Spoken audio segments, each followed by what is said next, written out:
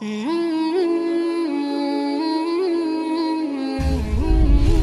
Ilmi TV, meraih berkah berislam kafah. Assalamualaikum warahmatullahi wabarakatuh. Alhamdulillahi rabbil alamin. Wassalatu wassalamu ala asrafil anbiya wal mursalin wa ala alihi wa ashabihi ajma'in.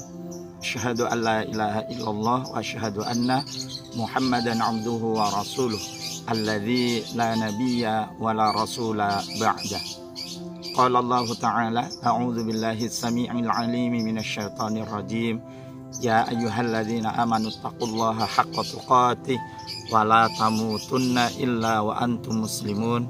Wa qala aydan rabbi shrah li sadri wa yassir li amri wahlul 'uqdatam min lisani yafqahu qawli.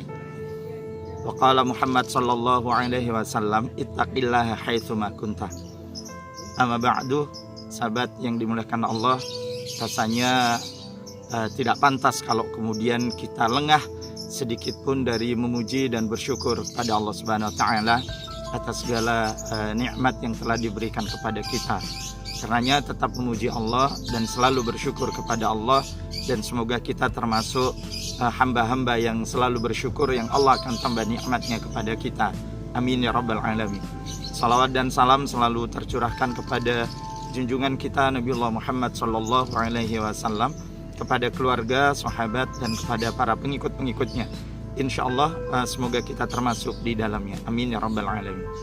Sahabat yang dimuliakan Allah, tanpa terasa kita telah berada di bulan Rajab 1442 Hijriah. Allah Subhanahu wa taala berfirman, a'udzu billahi minasyaitonir rajim. Inna iddatash syuhuri 'indallahi 12 syahra. Sesungguhnya Allah Subhanahu wa taala menjadikan perhitungan dalam satu tahun itu ada 12 bulan. Minha arba'atun khurum, dan di dalamnya ada 4 bulan haram, 4 bulan yang mulia, di mana kita bisa menjadikan momen bulan-bulan yang mulia itu untuk menambah ketaatan dan kedekatan kepada Allah Subhanahu wa taala. Sebagaimana bulan haram yang lain, Dzulqa'dah, Dzulhijjah, Muharram, Rajab, kita diibaratkan, kita diminta untuk senantiasa menambah amalia kebaikan di hadapan Allah Subhanahu wa taala. Karena setiap amal kebaikan yang dilakukan di bulan yang haram, di bulan yang mulia, maka insya Allah Allah akan lipat gandakan pahala dan kebaikan kita. Namun sebaliknya, sahabat yang dimuliakan Allah, kita juga harus mengetahui ketika kita itu melakukan kemaksiatan di bulan yang haram, maka itu juga berarti dosa-dosa kita pun juga akan ditambah oleh Allah Subhanahu wa taala. Pahala dan dosa sesuatu yang telah ditetapkan oleh Allah Subhanahu wa taala. Balasan kebaikan dan balasan keburukan itu bagian dari ketetapan Allah Subhanahu wa taala atas diri kita. Namun demikian, yang akan kita pilih, yang bisa kita lakukan itu, kita akan melakukan kebaikan sehingga akan menambah pahala di hadapan Allah, atau justru akan melakukan kemaksiatan yang akan mendapatkan dosa di hadapan Allah. Ini yang menjadi pilihan bagi kita. Karena sahabat yang dimuliakan Allah, ketika kita diciptakan oleh Allah Subhanahu wa taala untuk menapaki aktivitas kehidupan di dunia ini, maka sejatinya pada saat itu kita diminta ya untuk memilih apa yang akan kita lakukan. Kita itu diminta untuk melaksanakan apa yang telah Allah tetapkan atas diri kita di antara perbuatan baik atau di antara perbuatan buruk. Karenanya sahabat yang dimuliakan Allah, manfaatkan momen Rajab ini dengan sebaik-baiknya.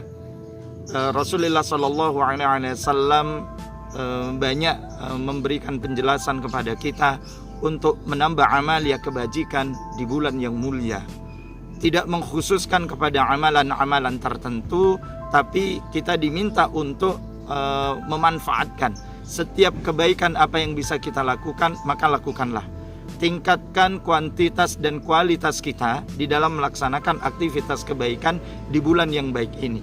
Kita akan jadikan momentum bulan yang mulia ini, bulan haram, bulan yang baik ini di hadapan Allah Subhanahu wa taala untuk membuktikan dan menunjukkan kesungguhan kita di dalam menyembah kepada Allah Subhanahu wa taala.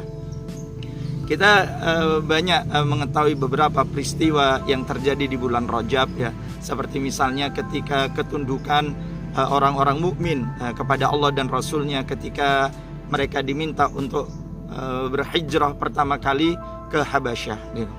Mereka meninggalkan tanah kelahiran mereka untuk menuju suatu tempat yang jauh dari tanah kelahiran mereka dalam rangka untuk memenuhi perintah Allah dan Rasulnya, dalam rangka untuk mencari keamanan dan mendapatkan perlindungan yang baik dari apa yang telah diperintahkan oleh Allah dan Rasulnya.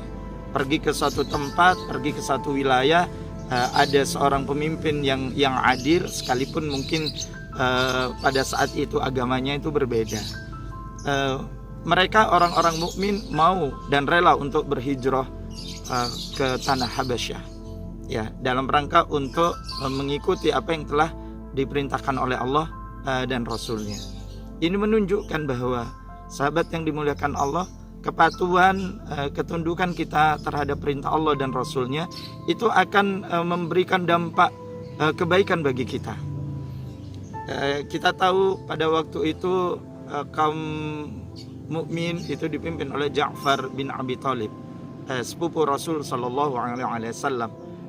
Beliau diminta untuk menjadi mas'ul, menjadi pemimpin di antara orang-orang mukmin yang diutus oleh Allah yang diutus oleh Rasul sallallahu alaihi wasallam ke Habasyah gitu.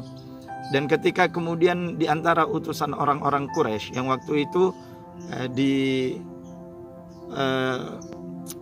dipimpin ya, orang-orang Quraisy waktu itu mengutus Amr bin As ya. Waktu itu Amr bin As belum mendapatkan hidayah dari Allah Subhanahu wa taala. Mereka, Amr bin As menuntut kepada Raja Habasyah untuk memberikan orang-orang mukmin, mengembalikan mereka kepada tanah kelahiran mereka di Mekah, dengan alasan bahwa mereka telah menjadikan ada sesembahan baru di samping sesembahan nenek moyang mereka. Mereka telah membuat ajaran baru di samping ajaran yang telah ada di tanah Mekah waktu itu. Maka kemudian Raja Habasyah meminta alasan ya, meminta hujjah kepada Ja'far bin Abi Thalib, apa kemudian yang menyebabkan mereka mengikuti apa yang diajarkan oleh seseorang yang mengaku nabi, yaitu Muhammad sallallahu alaihi wasallam. Maka kemudian dengan lisan yang fasih membacakan ayat Al-Qur'an, digambarkan tentang Al-Quran yang menceritakan tentang kerasulan Isa, kesucian ibunda Isa alaihissalam, yaitu Maryam. Maka Raja Habasyah yang memang beragama Nasrani waktu itu kemudian menyimak dengan sebaik-baiknya dari lafal Al-Quran yang disampaikan oleh Ja'far bin Abi Thalib. Dan seketika meneteslah air mata Raja Habasyah. Dia mengatakan bahwa sungguh apa yang disampaikan benar seperti apa yang telah dijelaskan di dalam kitab Injil.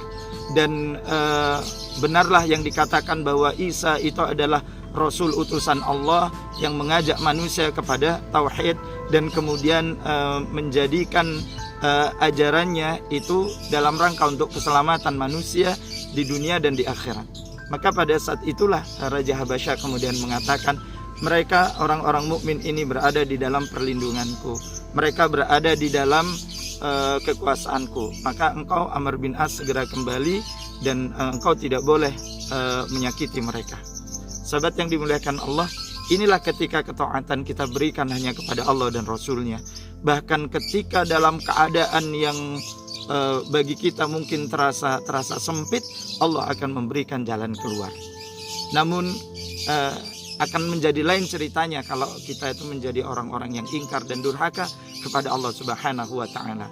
Bagaimana Allah akan memberikan pertolongannya kepada kita sementara kita tidak pernah betul-betul bersungguh-sungguh untuk menjadi taat dan patuh kepada Allah.